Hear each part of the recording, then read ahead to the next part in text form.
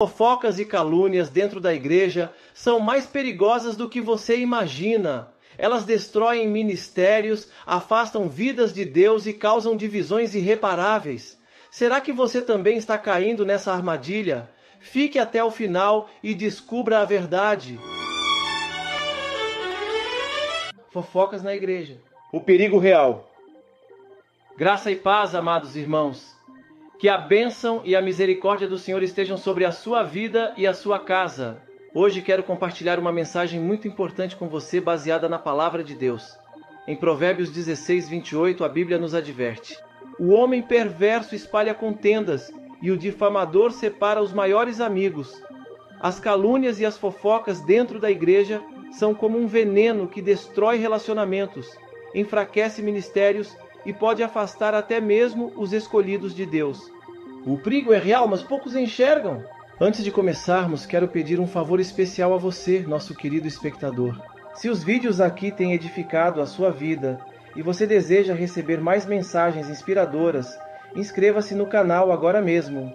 Não se esqueça de ativar o sininho para receber todas as notificações e deixar o seu like.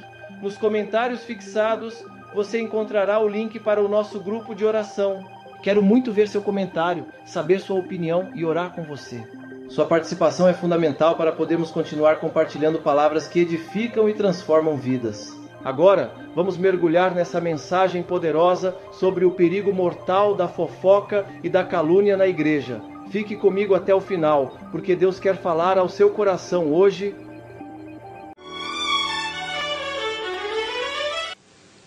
Há 20 anos atrás, eu fazia parte de uma mesa, numa associação. E eu vi uma das histórias mais tétricas que eu já vi na minha vida. E pode ser que alguns de vocês já tenham ouvido essa história aqui entre vocês. E se já ouviram, vão lembrar comigo essa história com dor. Uma certa ocasião, numa igreja de um certo lugar no Brasil, uma mocinha pediu licença para conversar lá na frente, no microfone. Ela frequentava a igreja um ano e pouco. E ela pegou o microfone da mão da moça que estava terminando a escola sabatina e falou: eu tenho que contar para vocês um pecado meu. E as pessoas paralisadas olhando ela falar. E ela disse: eu quero contar para vocês. Estava ali na igreja naquela hora, o pastor se arrumando ali, ajeitando alguma coisa. A esposa do pastor com os 2 filhos, mais ali no lado da esquerda, da minha esquerda. E a igreja toda ali junta. Vocês sabem que entre a escola sabatina e culto a igreja fica bem cheia? E ela disse: eu tenho que contar o meu pecado para vocês. E o pecado que eu tenho que contar é que eu sou amante do pastor. Na hora que ela disse isso, a esposa do pastor desmaiou ali na hora. E os filhos correram para acudir. E o pastor veio para ela e falou assim: o que você está falando? Você enlouqueceu? Que isso, menina? Ela falou: eu tinha que contar, eu preciso resolver meu problema. Eu preciso salvar a sua alma. Eu preciso resolver você. Os danitas, eles sempre usam essa cuidado. Eu preciso ajudar. Sempre usam a palavra da ajuda, viu? E naquele momento a igreja toda ficou em alvoroço. Eu não preciso dizer que não houve culto. Não houve culto. Não conseguiram fazer o culto. A esposa do pastor foi levantada dali, foi levada lá para fora. O pastor não sabia o que fazer. Começou a dizer: irmãos, por favor, isso é um grande mal-entendido. Ela dizia: não é, meu bem. Eu precisava dizer, eu tenho que salvar você e tenho que salvar a mim. E ela foi levada para um quartinho. A esposa do pastor foi atrás e começou a conversar com ela. E falou com ela. E foi um alvoroço muito grande. E ela disse: olha, eu vou te provar que isso é verdade. Nós combinamos que ninguém nunca ia saber. Foi uma coisa muito bem feita. Mas eu preciso te contar. E falou para a esposa do pastor. Prestem bem atenção no que eu vou dizer. Falou: só tem uma maneira de você me acreditar. Vem aqui. O seu marido tem uma marca na genitália dele. E a marca é assim, assim, assim. E a esposa olhou para ela e acreditou nela na hora. Sabe por quê? Porque aquele pastor nunca tinha tido contato sexual com nenhuma pessoa, só com sua esposa. Eles se casaram virgens. E ela disse: ninguém sabe disso. Como é que essa moça sabe?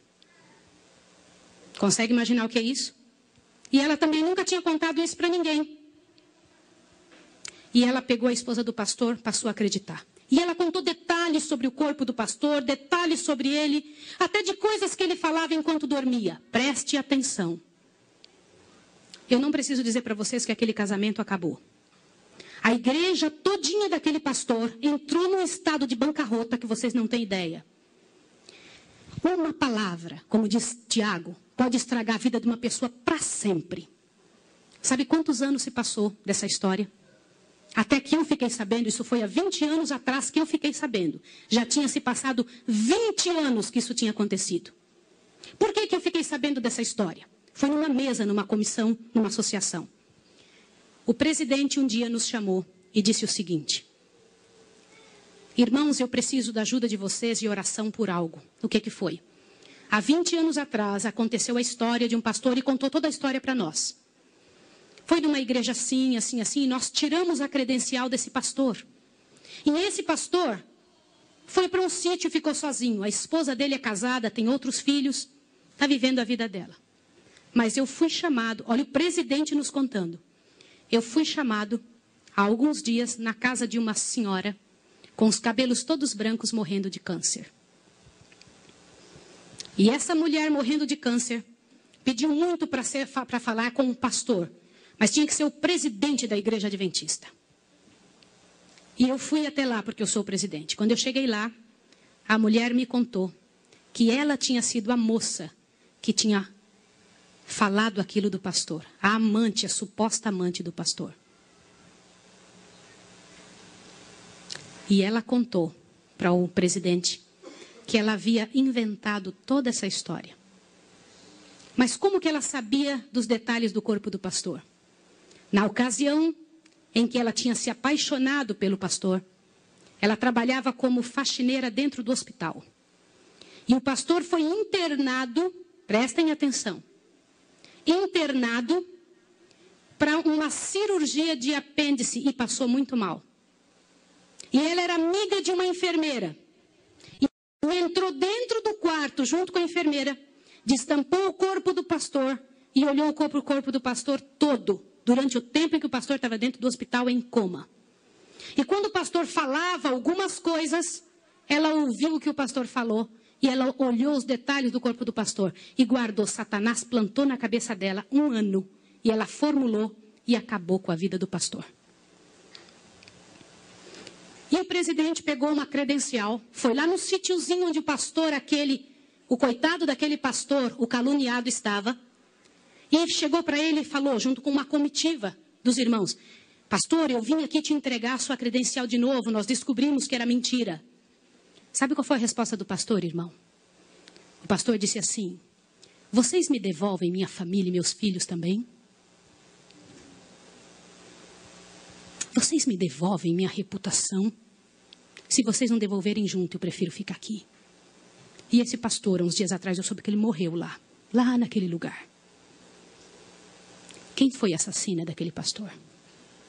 Não foi só aquela mulher, foram todos que falaram junto. Porque, gente, quando acontece um inferno desse, uma multidão de gente sofre, uma multidão de gente machuca. Fica machucado. Meus irmãos, vocês me perdoem ter que falar sobre isso, mas é verdade. Existem muitos lugares que eu tenho muito medo de pregar, mas eu vou igual se me chamam. Porque eu vou falar uma coisa para vocês. Ontem à noite eu comentei que a vida de quem prega essas verdades é altamente prejudicada.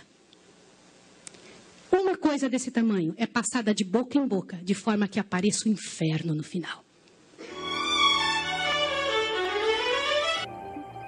Eu sou o profeta pastor Marconi Silva e quero te convidar a conferir os comentários fixados, onde deixei o link para o nosso grupo de oração.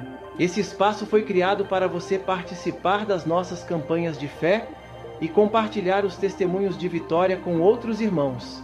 É uma oportunidade especial para você e sua família se fortalecerem espiritualmente, unidos em oração e buscando cada vez mais a presença de Deus. A palavra de Deus nos diz em Hebreus 10, 25: não deixemos de reunir-nos como igreja, segundo o costume de alguns, mas encorajemo-nos mutualmente. Participar de um grupo de oração não só fortalece sua fé, mas também te aproxima de pessoas que acreditam no poder restaurador do Senhor.